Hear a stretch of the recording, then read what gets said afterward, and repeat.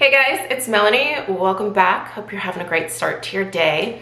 In today's video, I want to share a perimenopause update. It's been a little while since I have shared one, so the time has come. I recently had another doctor's appointment. I wanted to update you guys about that. I wanted to update you on where I'm at in the journey of finding a gynecologist to work with for my perimenopause issues. Also, towards the latter part of this video, I also want to share some of my personally most annoying perimenopause symptoms. I don't think that I have a video where I have these all broken down quite yet, but one of my issues is definitely brain fog. So I could very well already have a video that mentions these, but I wrote them down, so we're gonna go through them again at the end of this video, and I am really super excited for you guys to list your most personally annoying perimenopause symptoms in the comments down below. I have honestly so appreciated all of your comments and just the sense of camaraderie, especially in the comments section of these videos. There are so many women that are going through this, and one of the reasons that I'm sharing this here on my channel is that I think it's important for more women to just kind of speak out about this kind of stuff. When my mom was going through this, like, she just didn't talk about it at all, and I had no idea like how much she was struggling and how difficult it was. And she just never, like, she just suffered through it, you know? And I think that's really sad. And I think it's important for women to speak up and also to support each other through these types of things. So I'm hoping that that is what these videos are doing for you guys. I know for me personally, it just helps to read through the comments and to not feel so alone in all of this, because it can be a very isolating thing, especially if you're dealing with a lot of symptoms and, you know, you're just frustrated and you're not getting the help that you need. So anyway, let's get started with the sort of update portion, and then we'll talk about the symptoms. But okay, so I'm not sure if I have created a playlist yet. Before I upload this video, if there isn't one, I will make a perimenopause playlist on my channel, so check that out if you are so inclined. There are a number of videos that I filmed already, you know, where you can kind of follow along with the journey from the beginning of when I started filming this. But long story short is that I have been dealing with these symptoms just ramping up over the last couple of years. I have worked with my primary care physician up until now to try to manage all of this, but while I really appreciate my doctor in a lot of ways, I think she's been a great physician for pretty much most things. She has a very different mindset in terms of, you know, prescribing HRT to women who are only in their mid-40s.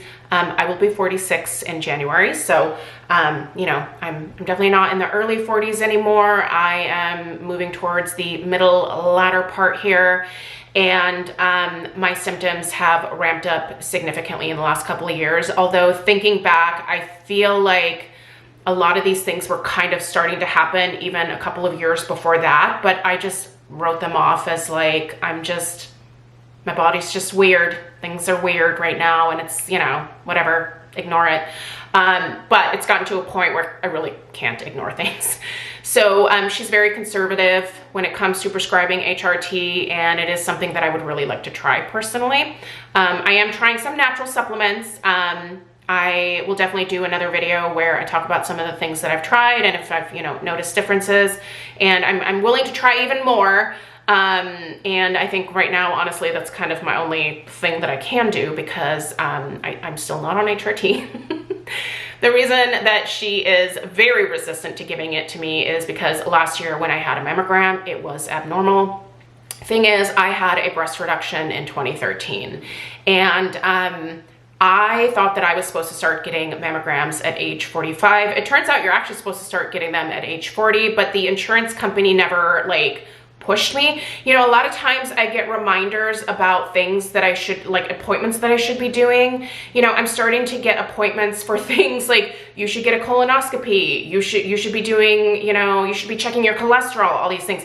I never once got a reminder to schedule a mammogram at 40. And so, you know, when I went into my doctor last year to talk to her about HRT, she was like, oh my gosh, you haven't had a mammogram yet. You need to go do that. So go do that and then come back and we'll discuss. So when I got the mammogram, turns out I had a lump. Yeah.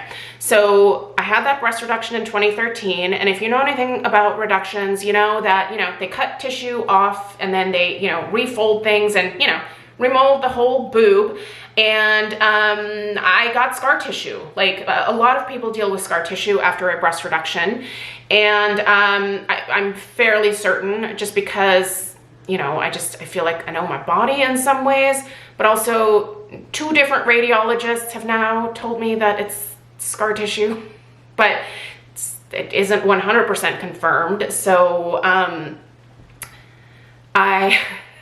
okay, let me backtrack. Here's like the squirrel brain that also, it's one of my symptoms. It drives me crazy. Like I just get on these like tangents and I feel like I can't get back to where I was going, but I'm gonna try really hard. So anyway, I had this abnormal mammogram and went back to the doctor, and you know, the radiologist had written up a report for my primary care that said, in all likelihood, this is scar tissue, but we would not know unless we do a biopsy for sure. So, you know, per the insurance plan that I have, because we do have insurance, we pay a lot of money out of pocket for insurance. Craig and I are both self-employed, so we don't have employers offering us a plan. We had to go out and purchase our own. That plan, I want to say we pay like $1,800 out of pocket for the premiums every month. Not cheap. I do have some pre-existing conditions myself, which I think makes me a little bit more expensive for them to have on the plan. But anyway, my doctor said the game plan for this is that we monitor you for 2 years with ultrasounds. And I said, well, can I get a biopsy? And she said, nope. Your risk is level 3 on a scale of 1 to 5. I can't remember what this scale is called. I think it's called the BIRAD scale or something, but 1 and 2 are basically like super, super low risk. 3 is like moderate type of risk. 4 and 5 are considered more high risk. And if you are a 4 or a 5, the insurance company will absolutely give you a biopsy, but they will not give me one because I am considered level 3, which is still moderately low risk. So they would like to monitor me via 2 years of ultrasounds and then also getting my mammograms in between. And that was really frustrating for me. You know, I've asked my doctor for biopsies. She sent me to a different doctor that I thought I was getting a biopsy from. It turns out I was just there for a consultation, where that doctor told me, yes, your options are, you can either do 2 years of ultrasounds or a biopsy, to which I said, I'm here for that. I am here for a biopsy. And she said, that's not what your doctor like scheduled for this appointment, so I can't do that. Also, the insurance has to approve it. So once you get the insurance, a radiologist would, you know, they would do your biopsy. And I said, oh, okay. Well, this was a waste of $40, which actually it was a $60 copay. That was a $60 copay for me to sit there for this physician, this specialist, to tell me that my 2 options are either 2 years of ultrasounds or a biopsy, and that I have to do what the insurance says. So anyway, I went for my second ultrasound. I had my first one in January. My second one was a couple weeks ago. The lump has not changed in size. The radiologist came in the room. It was a different radiologist this time, because last time it was a dude, this time it was a lady. She came in and she said, yep, this lump looks exactly the same. It hasn't changed, it hasn't moved, it's still doing its thing. Looks to be scar tissue. We'll see you in another 6 months for another ultrasound. And I said, all right, see you in another 6 months. So that's where I'm at. I just have to keep getting ultrasounds. I I don't want to pay out of pocket for a biopsy because that is what I would have to do. Like I said, we pay like $1,800 a month for this insurance plan. I would just love for my insurance to, you know, just maybe pay for this one biopsy versus 2 years of ultrasounds every 6 months, which, by the way, every ultrasound that I go to is a $300 copay for me. So it's like, I feel like it's absurd to not do a biopsy on something that is very likely just, you know, scar tissue, and to just confirm that and to save me the hassle of the ultrasounds and the continued expense of the ultrasounds. But this is where we're at. So I am no further ahead with getting a biopsy, and I just have thought, I'm not gonna bother anymore. There is no point, it's not gonna happen. In terms of finding a different physician for gynecological care, currently I am on the wait list with 3 different gynecologists that do take my insurance.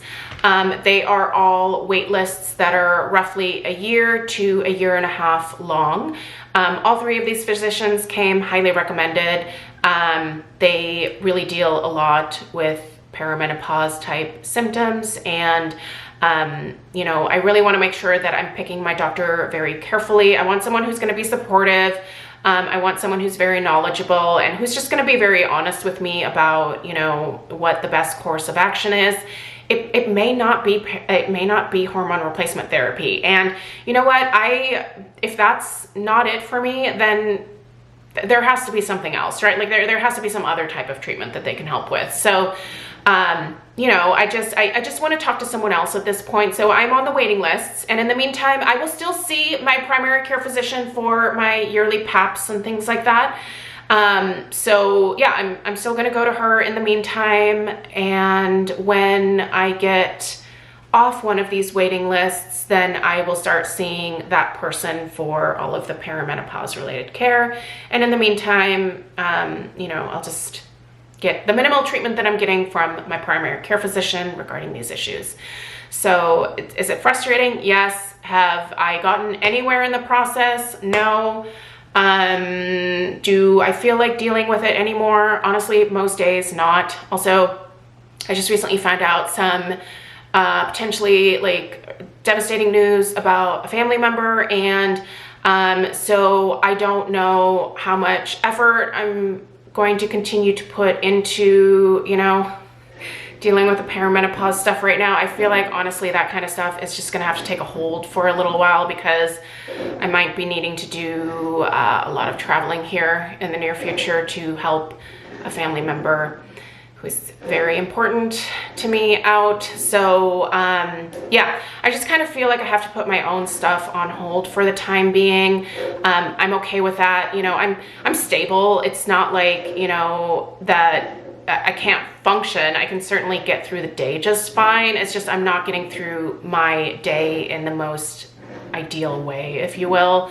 I'm struggling, but I'm still getting stuff done. So yeah, that's kind of where I'm at right now. Is I feel kind of over all of it. I mentioned in my last video that I kind of feel over everything, and like I just don't want to like even think about it or deal with it. But then, you know, I still have this list of stuff every single day that's happening, and so I am gonna try some more natural type supplements in the meantime. I will still go to my appointments, you know.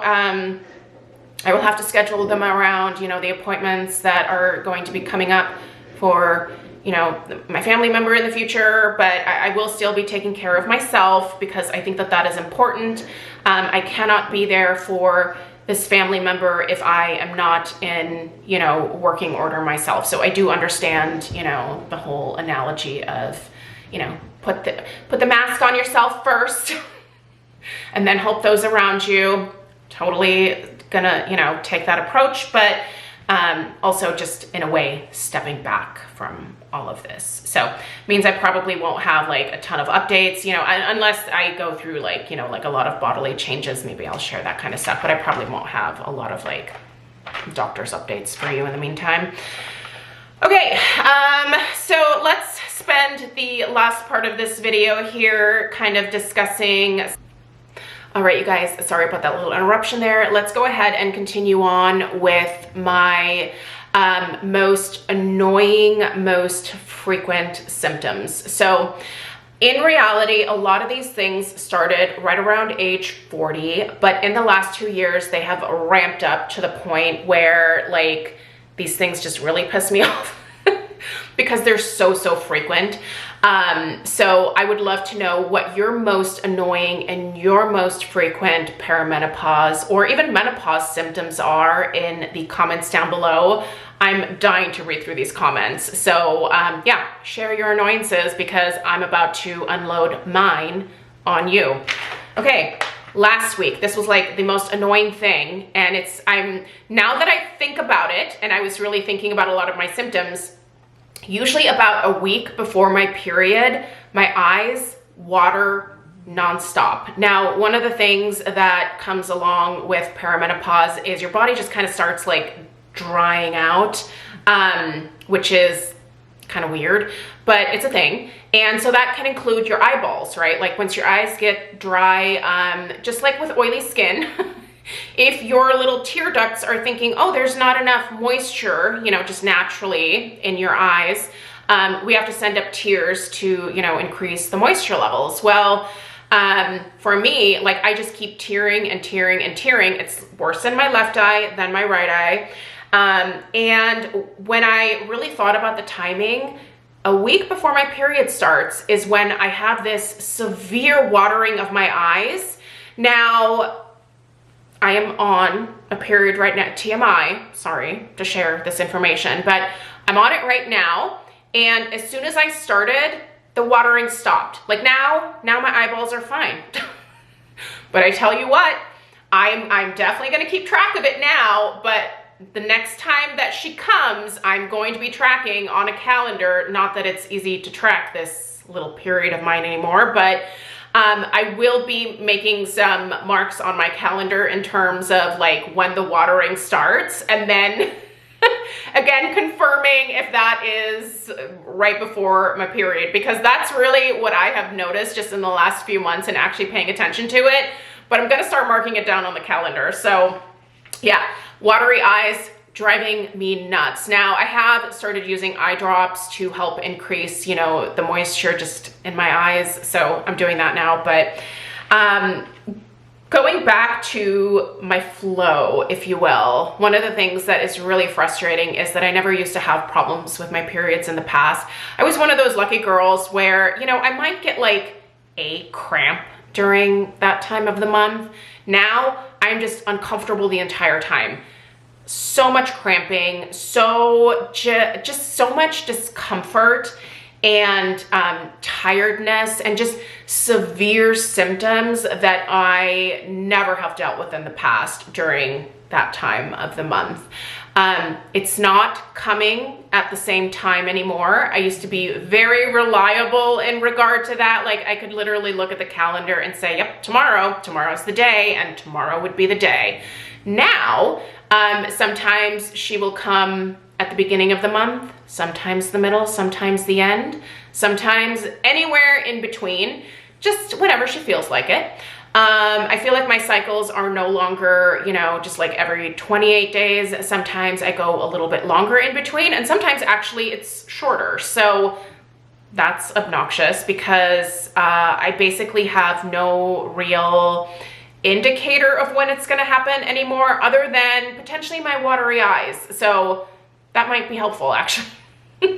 But yeah, and it's so much more bleeding, very heavy, which is what was partially contributing to my anemia that I was dealing with. I'm still taking iron pills, by the way. I will probably at this point take iron pills for the rest of my life, at least for the foreseeable future. So night sweats. Oh, this is fun. So different from hot flashes. I definitely have some hot flashes throughout the day, but that's, I feel like those are quite manageable, to be honest. But for me, it's the night sweats. I wake up so many nights out of the month now where I am just completely drenched in sweat.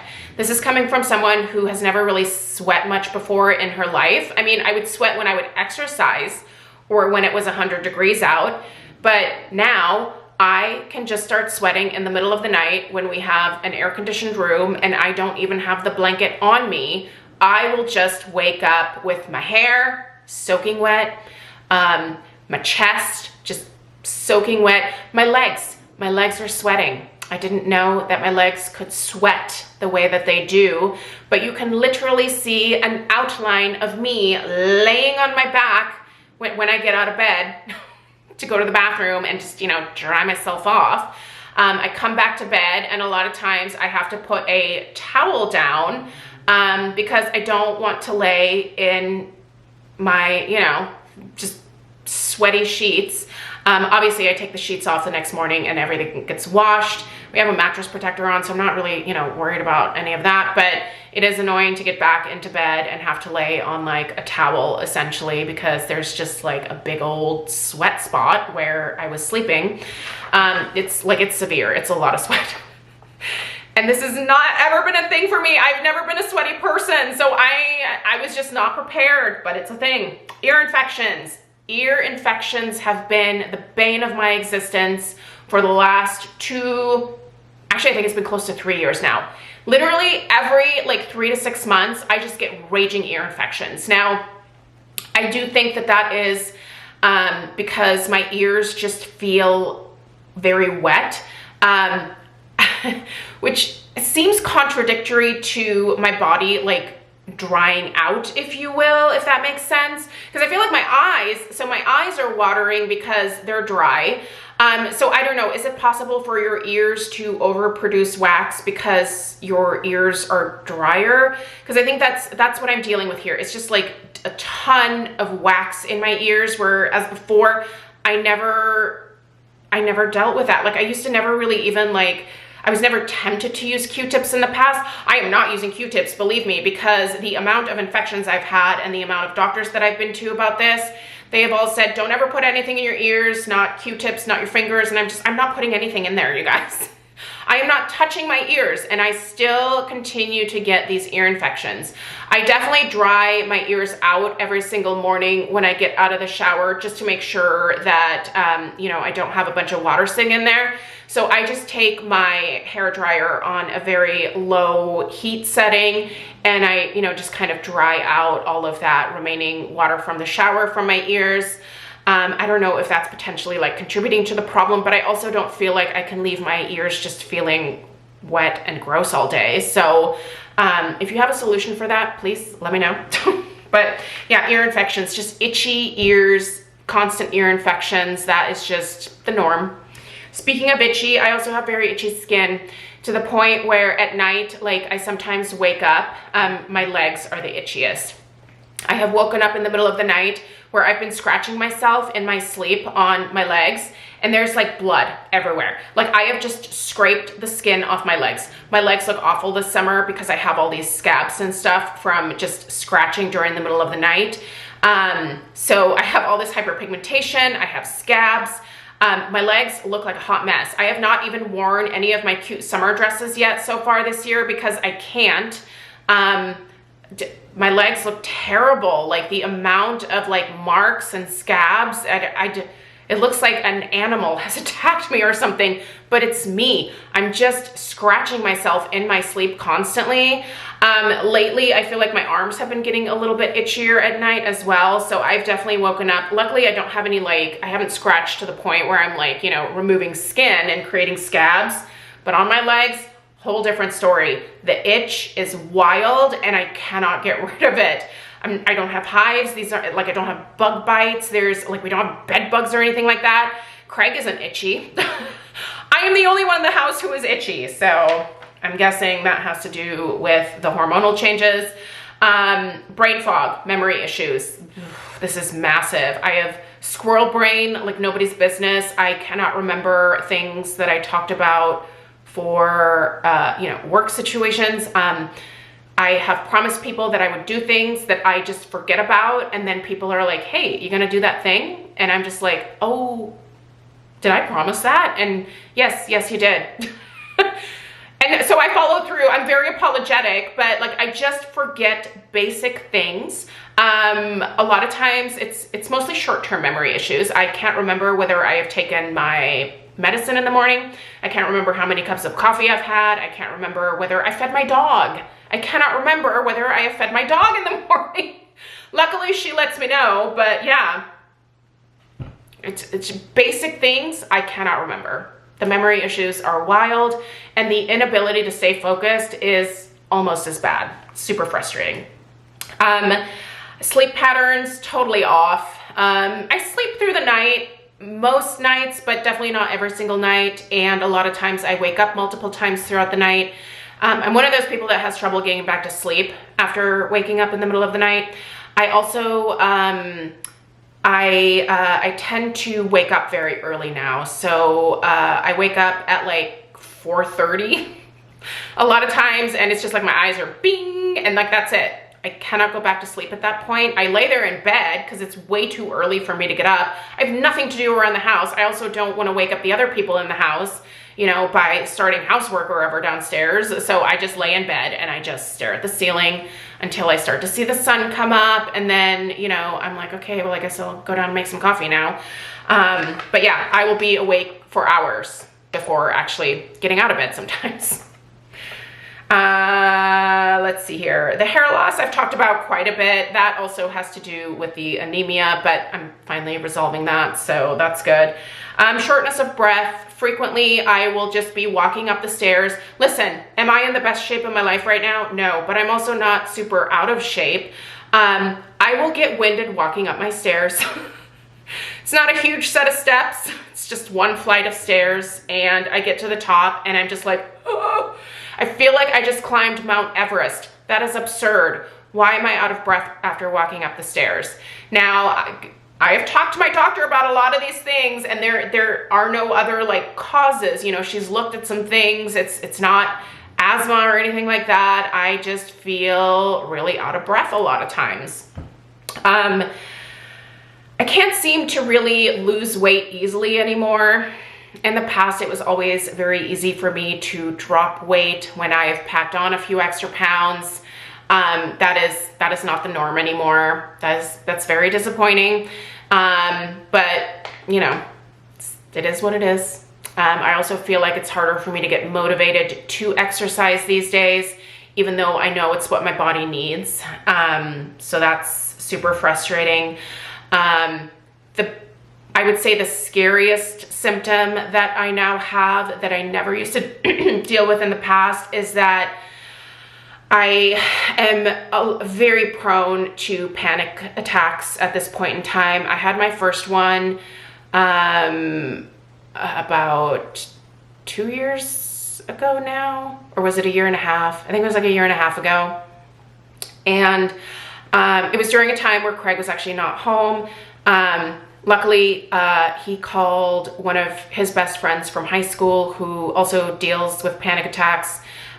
This particular friend was in the military and was in Iraq and Afghanistan and has a lot of trauma from that. And so he's very familiar with panic attacks. So he was able to come over and help me walk me through my first one. Very scary if you've never had one. My heart felt like it was just beating out of my chest. I couldn't think straight. I couldn't breathe. My mind was racing. I couldn't slow anything in my body down. I literally needed someone to like remind me to take a breath because I kept wanting to hold my breath. I felt like I didn't want to breathe anymore because it felt like it hurt to breathe. That was the scariest thing. And what's awful is that I have had a couple since then, and it just kind of seems to be the norm. So that really sucks. I do have some medication for those now. I don't like taking that medication. It makes me feel very tired afterwards. It makes me feel very groggy. Takes a while to wear off.